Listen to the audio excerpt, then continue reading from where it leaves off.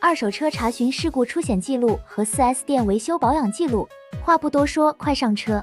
车辆事故出险记录和维保记录的来源其实是不一样的。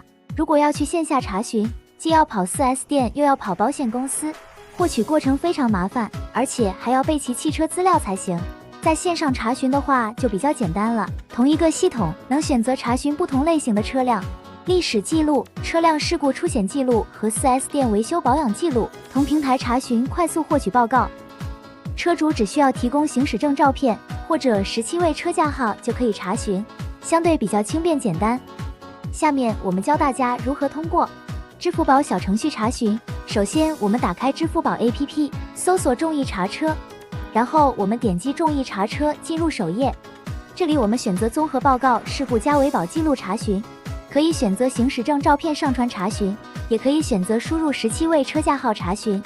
填写完成后，点击提交付款查询后，就可以查到车辆事故及出险记录报告了。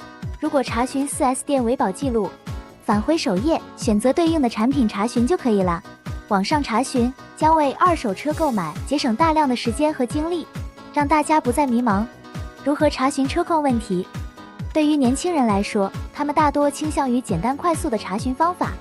对于购买二手车来说，快速识别二手车车况问题，便于二手车购买分析，是非常的方便快捷有用的。更多车辆查询尽在众易查车。